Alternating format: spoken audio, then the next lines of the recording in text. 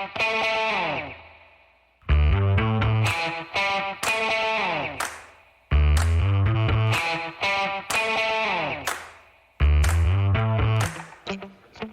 folks. Welcome to another episode of Film Study. This is Ken McKusick.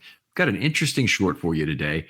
Jim Zipcode, who you probably just heard on the Offensive podcast this week, has some interesting new metrics he wants to share with us in terms of how, what his thought process was, how he developed them with regard to some receiver metrics, which I think are of interest to people.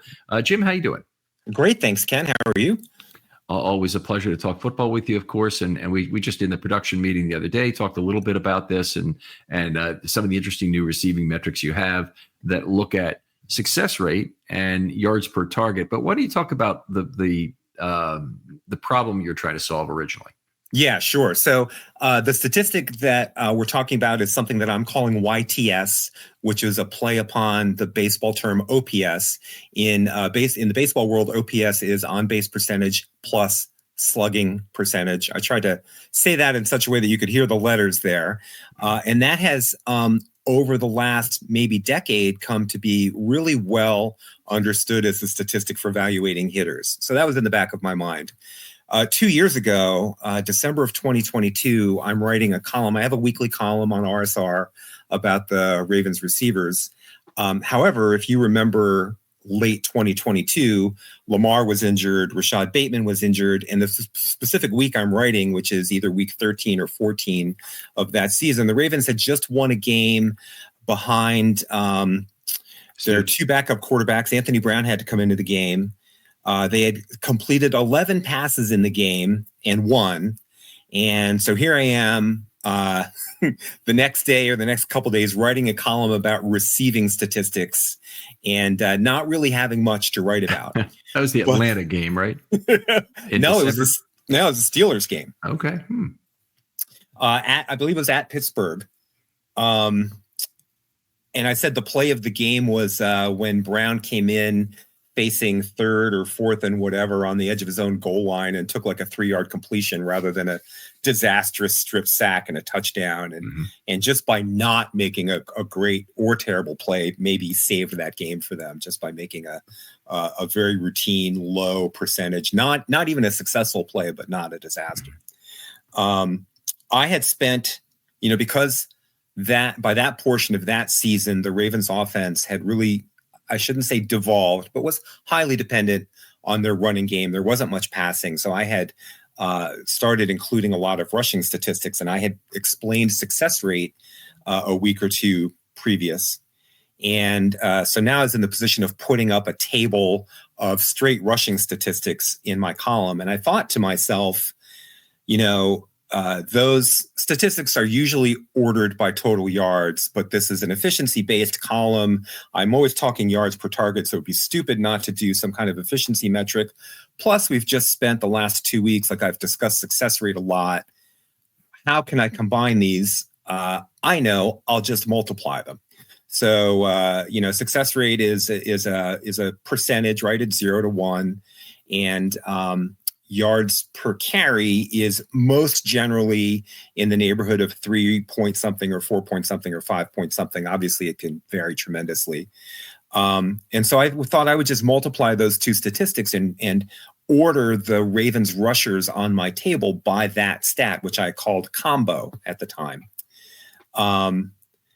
And honestly, I liked the way it looked. There were some interesting things there. One was that Patrick Ricard and Mark Andrews both had very high success rates, even though they had very short gains. That we were using Mark Andrews to pick up 3rd and 1s, 4th and 1s, direct snaps. Patrick Ricard was doing something similarly. One of them had 100% success rate. The other had something very high, like 83%, even though the yards per carry was very low, like 2 or something like that. When I multiplied them, those guys bubbled up more to the top. And, some of the less successful rushers the Ravens had, bubbled down to the bottom. And I liked that.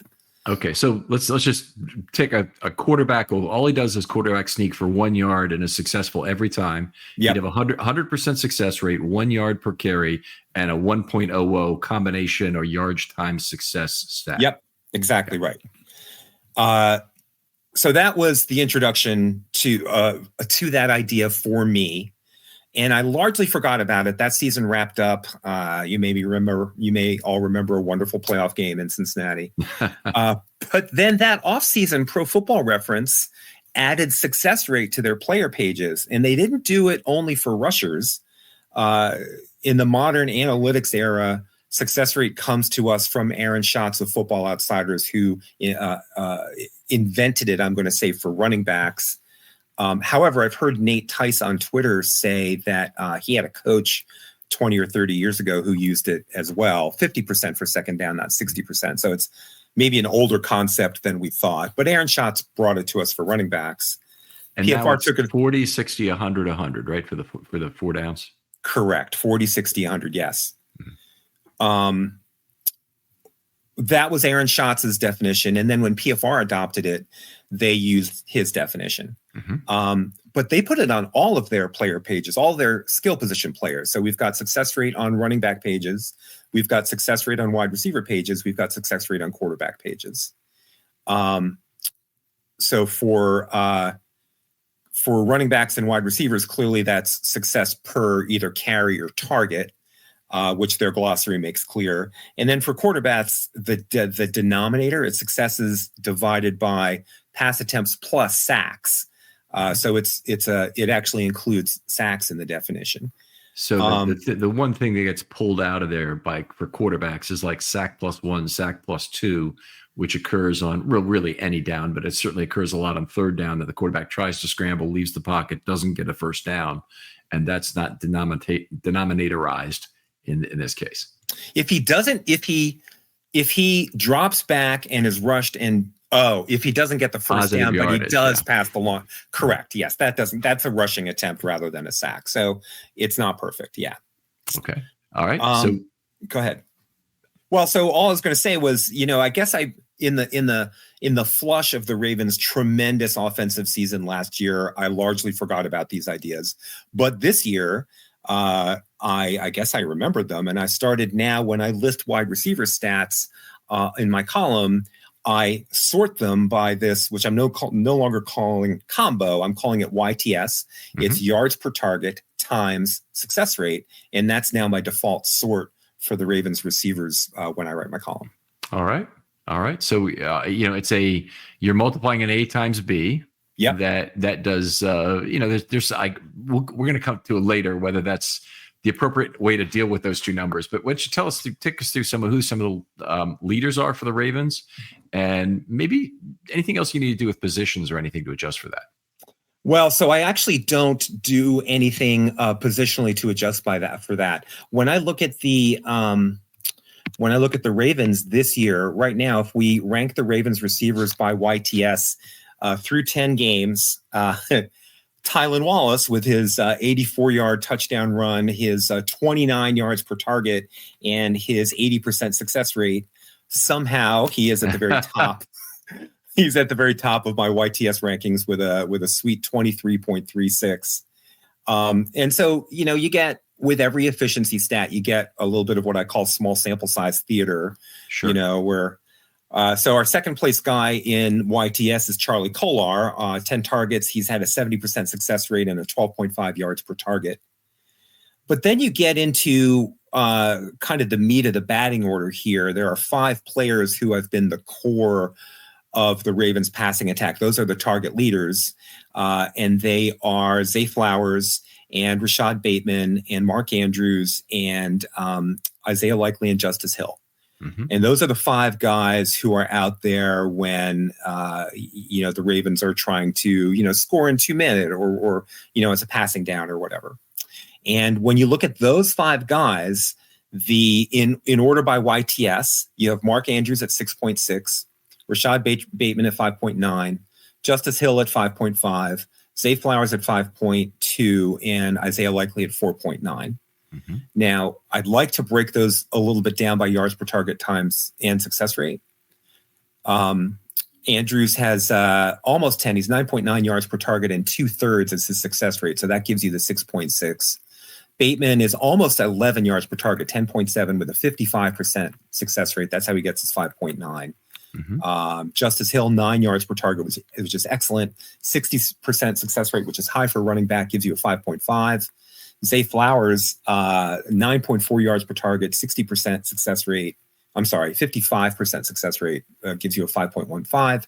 And Isaiah Likely, 8 yards per target, 61.8 success rate, 4.9 yards per target. Okay, so if we're looking at the top Ravens wide receivers by yards per target, we have Bateman, Andrews, Flowers, and Hill, who are all 9.1 or higher, which is outstanding. Yeah. For what's outstanding for anybody. The most outstanding number on that list might be Hill at 9.1 because running backs are typically much lower. But the 10.7 for Bateman is also not too far from the league leaders. Right. You know, they're for people who have a certain number of targets. He was leading the whole National Football League 3 weeks ago, I think, at 13 among guys who had 4 targets per game. But now he's dropped off some with a few drops and some incomplete passes as well thrown to him. Yeah. So when I rattle off these numbers, maybe the averages, we don't maybe have a sense for what normal or good or average would look like for a player. So I'd like to discuss the 2023 statistics. I ran the entire league. Okay. And for all receivers, you know, all people who catch a pass, running backs, whoever, the average yards per target was 7.35 and the success rate was 50.4. And you multiply those two numbers together and you get a YTS of 3.7. So that's going to be average for the league. Wide receivers and tight ends are higher than that. They're both around 4. Wide receivers are 4.05 and tight ends are 3.95. So 5 100s above and 5 100s below 4. You can round it both to 4 for a sense of what an average wide receiver / tight end should be close to. The wide receivers were about 8 yards per target at a 51% success rate. The tight ends were about 7.25 yards per target with a 54, close to 55% success rate. And those numbers multiply to, you know, in the neighborhood of 4. Okay, so for the wide receivers and tight ends, the general characteristic is that the wide receiver will typically have a higher yards per target with a lower success rate. A lot of that's a function of how far passes go to get to him. So if he goes down the field, he's going to have a lower percentage of completions. An important concept of success rate is that it can never be higher than your completion percentage. Right. It's always a subset of your completions. So that's interesting. I guess this is not terribly surprising that the numbers would be close in aggregate wide receiver, tight end. And if you're looking at the success rate being higher, you might say that it's a lower variance outcome target. So you with that lower variance, you get a more stable result at a slightly lower level. Yeah. So, I mean, so tight ends, you know, they're not all Mark Andrews going way, way down the field and catching, you know, these 20-yard overs or whatnot. Many of them are catching 8 or 9 yard outs. You know, they're quarterback safety valves. They're over the middle. They're not going deep, and shorter passes are more often. You know, they have higher completion percentages. But they also have higher stick moving percentages because the success rate is not insubstantially higher for tight ends. Yes. All right. And I get it's what I'm saying in terms of if you want to maintain very average variance on offense, and I maintain defensive variance accrues to the defense in terms of value. Say that again. The value of variance accrues to the defense. So an offense wants to keep variance low. Yeah. So having the higher success rate number is the more important one for the offense. If you had 2 YTSs that were the same in terms of their outcome, you'd pick the higher success rate would be the more valuable of the two. Just intrinsically, I think that would have to be true. There's some explosiveness you gain from the other, but the marginal yards you gain above what will give you a first down are worth less and less. I think that there's a game theory objection to that, which is that you know, if you're going with the safer passes, then the defense adjusts to the safer passes, and your success rate drops on those. You know, so there is a sweet spot. And all tools need to be in the shed. All tools need to be in the box. Exactly right. Yeah, or else that, you know, if you only have one tool, the defense can take it away. Yeah. Okay. I think the other issue is that what we have found in this era of offense / defense, and I mean the last 10-ish, 15 years, is that it is much harder these days to maintain a chain of steady, you know, 5 to 8 yard gains and matriculate your way down the field. It's much easier to score if you have some big plays in any drive. Well, and you go ahead. Yeah, you're more likely to score, and it's always been somewhat hard because of the inherent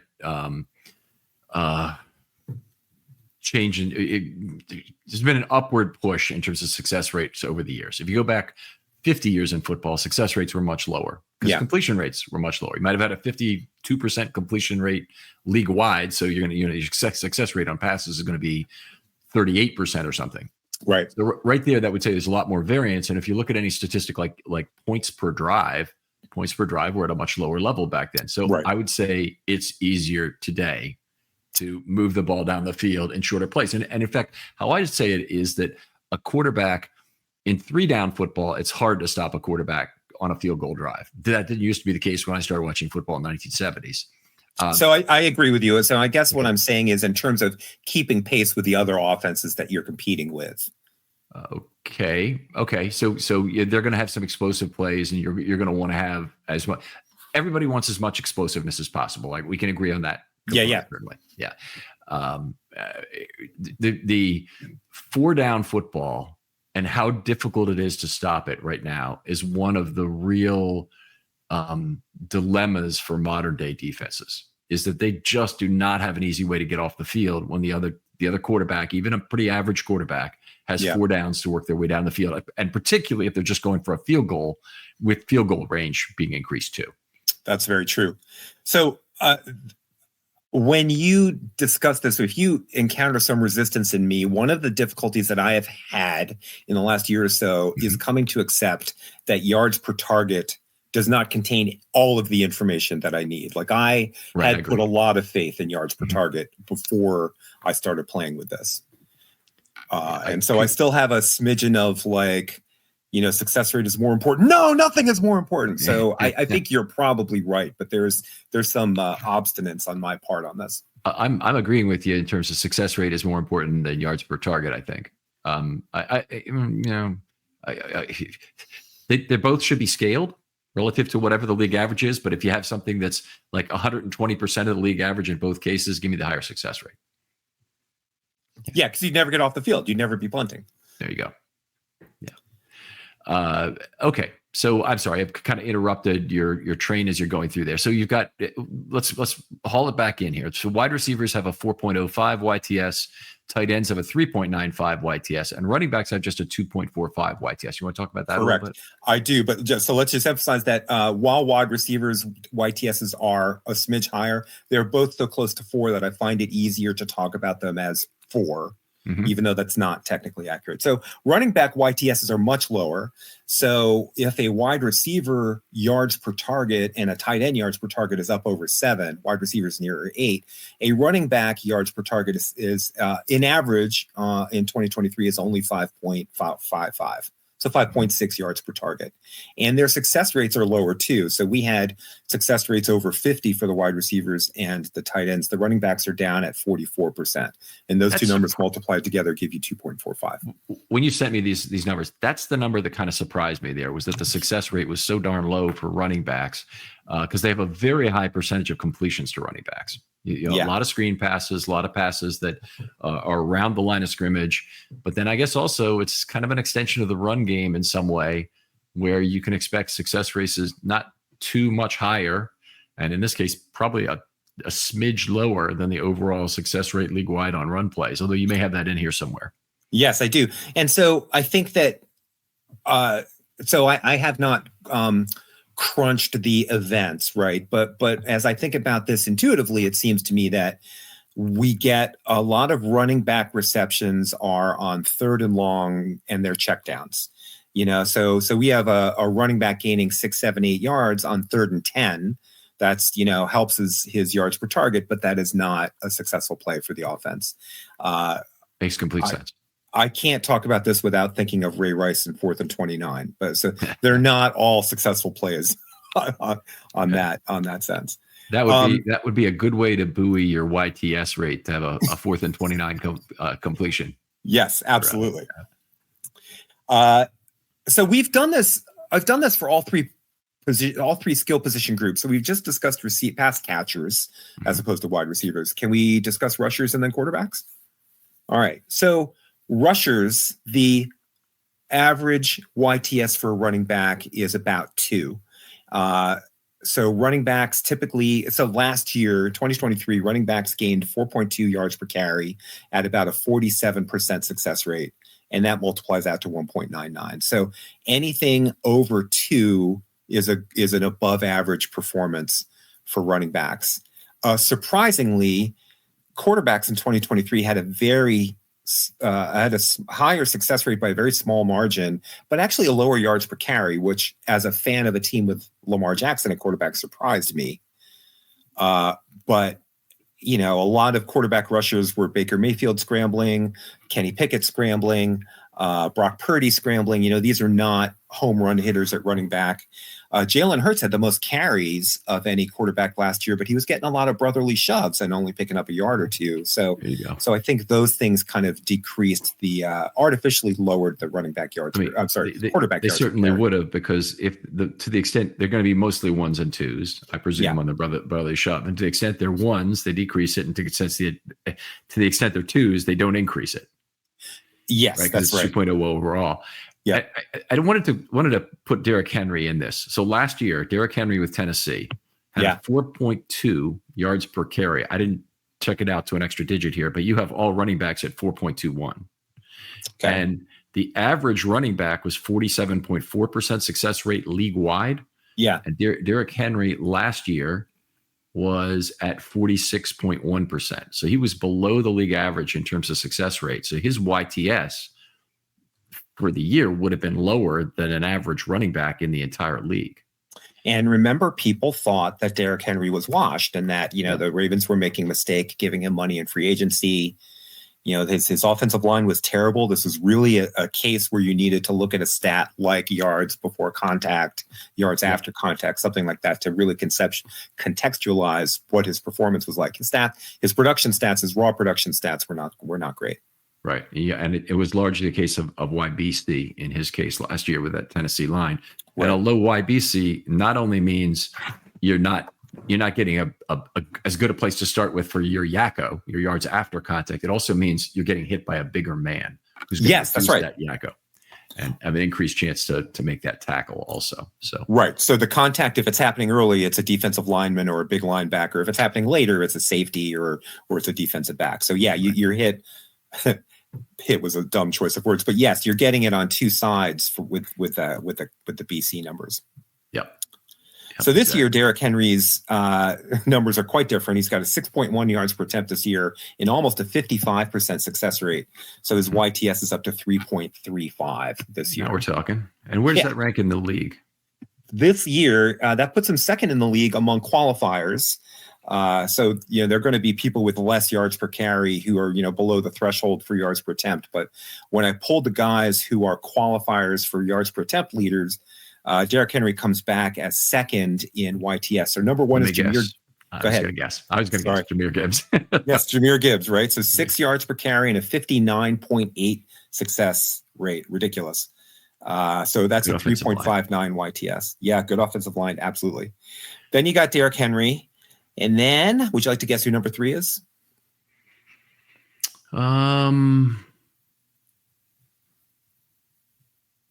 No, you can tell me. Devon A. Chan would have been it last year. It's a quarterback. It's a quarterback. A quarterback. I guess it could be Lamar. I'm not sure who else it would be. Yep. It is, in fact, Lamar. 5.9 yards per carry, 54.9 success rate, which is a 3.24 YTS. And then can I rattle off a bunch of the next guys? You got Saquon Barkley, Jaden Daniels, Austin Eckler, Chuba Hubbard, Bijan Robinson, and so forth. So 2 quarterbacks in the group. Jalen Hurts is not in the group. You mentioned the brotherly shoves, but there's nobody else like Stroud or anybody else like that who has a not this high. I for the purposes of this podcast, I only pulled the top 12 or 14 guys. Okay. The last guy, where is he? The last guy on your top 12 or whatever. How far down is he towards 2? 2.5. James Cook. Okay. All right. That tells you what. So 2.5 is kind of a standard. Then I would look at it as, right, as far as being quite good. 3 is outstanding, but 2.5 is kind of a standard. Yeah. So that puts you in the top 14 including a couple of quarterbacks, so higher on just the running back. And to get 2.5, just to think of it in terms of the two components, you'd have to average 5 yards per carry with a 50% success rate, or some close combination thereof. In the case of James Cook, he's 4.5 yards per carry and 55.5 success rate. Okay, so we've for the course of his career, I'm guessing I know who the all-time career leader is in recent years anyway, and I'm getting it is Gus Edwards. I didn't look at Gus. You didn't look at career leaders either, did you? Because he had a 57. Oh, he's still at 56.9%. He's a 50% in a limited number of carries for LA this year, but 56.9% times 4.8 yards per attempt is going to be north of 2.5. And I know he's the all-time leader in success rate since it's been calculated. That's crazy. Incredible, isn't it? Yeah. Lamar Jackson lifts all boats is the way to. That's exactly right. You get a chance to play with Lamar Jackson, don't pass it up. So, so those are the two non-quarterbacks position groups, and we're doing a film study short. So I want to offer you the chance to stop here or let me talk about quarterbacks. You can talk about quarterbacks, and then I want to talk about one more thing about putting together a statistic like this, and then we'll call it. Okay. So again, we're constructing YTS as yards per something times success rate, and PFR now publishes success rate for all these players. I could not use straight yards per attempt with quarterbacks in good conscience when PFR provides net yards per attempt, which is net of sacks. So that's yards passing minus yards sacked divided by attempts plus sacks. And so this year, your leader in YTS is Mr. Lamar Jackson at 4.51. He actually leads the entire league in net yards per attempt, 8.6. And his success rate is very good. It's third or fourth in the league, 52.8. And those two numbers multiplied give you the 4.5. Okay. Okay. There are two suggestions I would make with numbers like this, and I guess I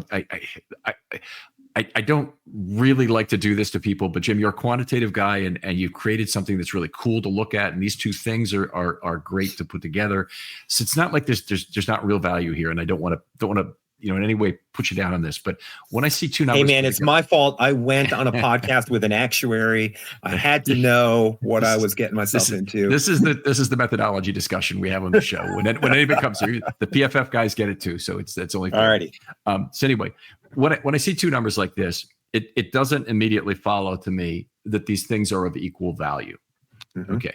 So the first step I would do is try and impute the relative value of each, and to do that, a starting point, not necessarily the ending point, would be to look at standard deviation of these statistics and say, let's take the people that are one standard deviation above, one standard deviation below an average of, say, yards per target, and try and determine what their difference is in average EPA per play. And then look at that, and then try and figure out how much is one unit of standard deviation, in this case, worth in terms of that EPA. And I think EPA is pretty good for passing. It's less good for rushing. And the reason is that it's the bad rushing attempts pile up in the second half of NFL games in the name of trying to increase win probability at the cost of expected points. But I think for passing, you have less of that. So your passes are still doing a pretty good job of approximating it. Not perfect, but a little bit better. Okay. So if you do that for listeners, let me just emphasize. So we said this in the production meeting. What you're trying to get to is right now I've got these two equally weighted. Success rate is as important as yards per target. And what you are saying is that we may find as we do this kind of standard deviation plotted against EPA or whatever analysis, we may find that success rate is more important than yards per target or less important than yards per target. And so there should be a weight, 1/3 yards per target times 2/3 success rate, something like that. Exactly. And so the best example I can give is on base percentage and slugging percentage. I absolutely hated it when those two things started getting added together. But they're not of equal value. On base percentage is worth a lot more. It relates much closer to outs used is the reason. And so they came up with weighted OBA, which I think is a 2-to-1 relationship between the two, but may even be variable by year, where it looks at, what are the standard each year. But if it was 2-to-1, that would be very close to being good. And the idea with something like this is don't be paralyzed in terms of creating a model. Create something and then adjust it as you find out new things about these statistics. So anybody who's out there thinking, oh, I know how to do something else with cornerback statistics, that you may well really be onto something. Don't paralyze yourself with not taking the first step. But just to talk about this, you talked about relativizing the value of those two things and then figuring out what the relative value is. Then I'd scale them both on a 1 to 100 scale so that people could see it separately like that. So if you've got a guy with a 4.60 yards per carry, I'd take 4.60 divided by 4.21, multiply that by 100, and I'd come up with 100 and whatever that would be, maybe 110. That would be for that thing. And then I'd come up with whatever his success rate was. And if it's Gus Edwards, maybe it's 57% over 47.4. And we come up with something's a little less than 120 or a little more over 120, I should say. And you have that. And then I would present them separately like that, first of all. And then if I was going to add them together, I'd have to reference the relative weighting of the two.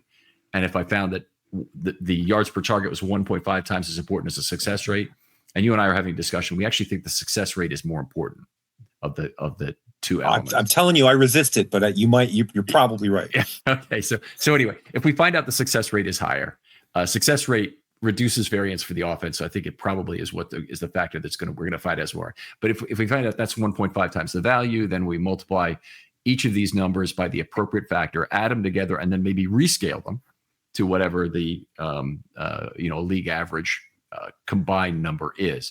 And then we hopefully would miss out on less of the relativization of this. But I love what you've done here, Jim. I mean, this is a cool thing. It's a great way to look at it. And the piece I've been talking about yards per target now for years. But I talk about the success rate more with running backs than I have with wide receivers. And I'm just seeing the combination that, in particular, the relationship for tight ends and wide receivers. And I think this makes all kinds of sense in terms of relative variance of the two weapons you have.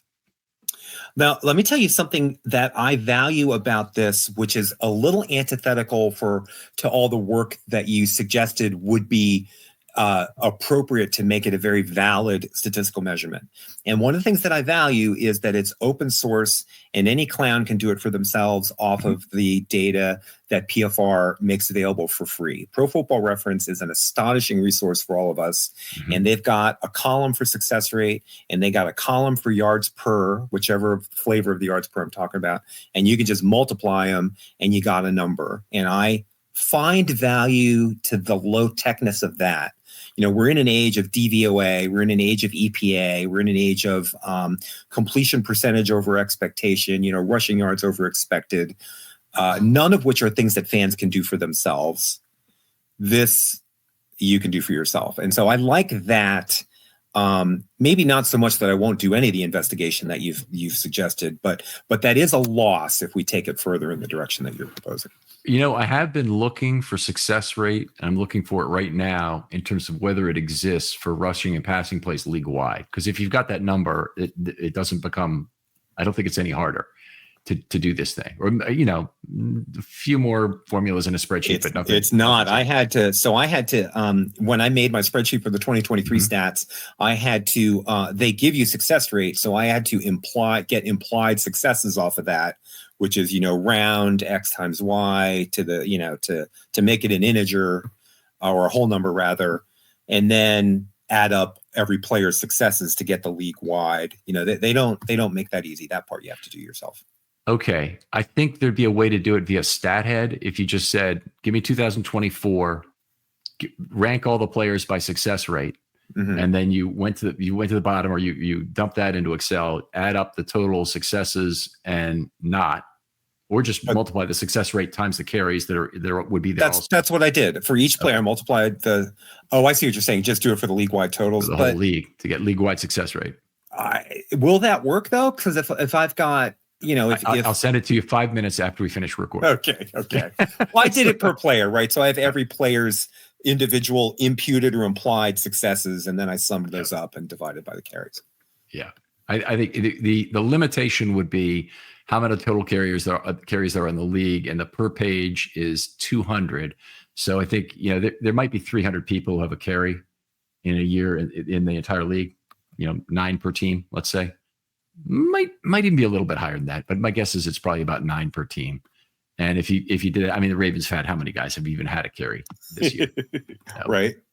So if you added that up, I think you keep it on even one page, but you could do more pages than that. Drop it to Excel, make that calculation. And so I have everybody from 2023, and if you give me 1 second to finish pulling up the spreadsheet, I will tell you that you're right. 260. No. Didn't count quarterbacks. It's going to be right at 300 then. Well, lots of people played quarterback. Yeah, good point. Okay. So your intuition was pretty spot on. 338 ball players got a carry last year.